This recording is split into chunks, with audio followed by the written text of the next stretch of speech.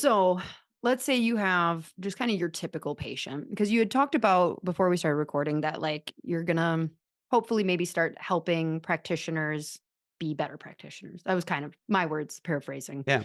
Mhm. and how to approach patients. So, what is some of the advice that you have?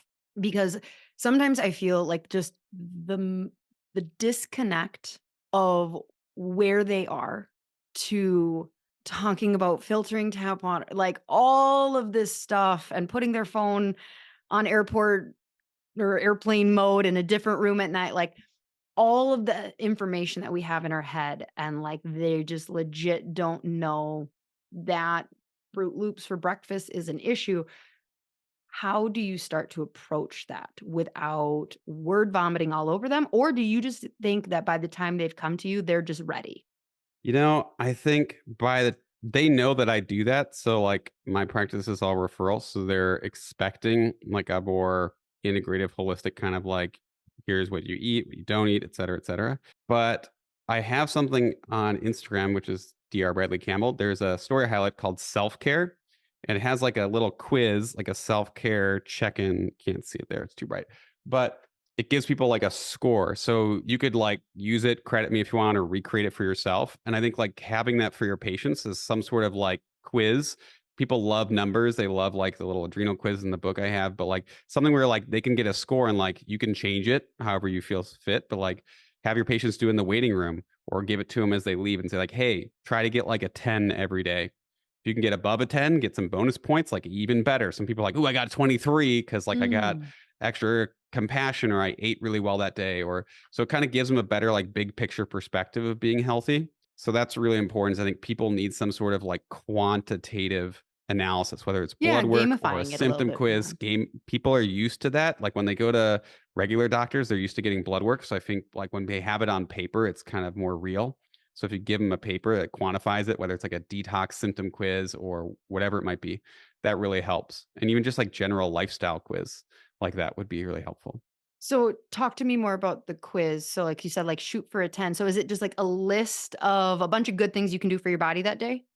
Yep, it's like the goal is to get 10 on 10. Each one is like +1 if you do it, -1 if you don't, but it's basically Oh, like eating healthy is 3.3 there's 3 lines of like eating healthy, drinking enough fluids, moving your body, taking some supplements or whatever medications you have, getting enough rest or sleep, meditating, introspecting or journaling, catching some sun, getting outside in nature and grounding, doing something for your brain and nervous system, like learning something new. Then you can get like bonus points for like getting adjusted or mindfulness or breath work or affirmations or acts of kindness, getting 10 hugs, taking a break, dancing, singing, less device time. You can put in like bonus points. So it's basically like just, did you have a day that's going to build your health or deteriorate your health? what are some of the negative things on there?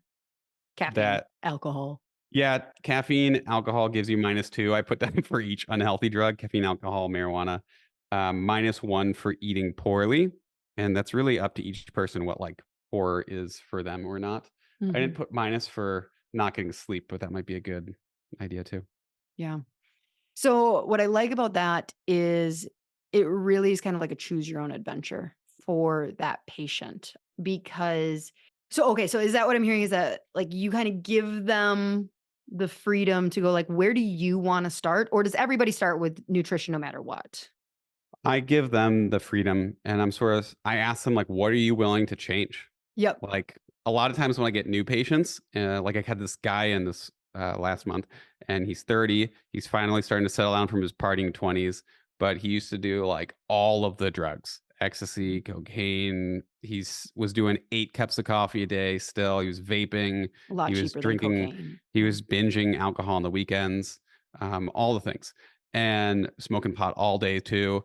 He was only working like four That hours a guy is a day. best man in a lot of weddings. You Yeah. know that Carl was a lot of Mhm. fun, but now he's 30 and it's not cute anymore, Carl. Yeah, he's like, "I gotta settle down and get married to get my shit together," and so is pretty great, but I basically said, like I say this to a lot of men in particular, I'll say, like, "The good news is we know exactly what to do to get you better.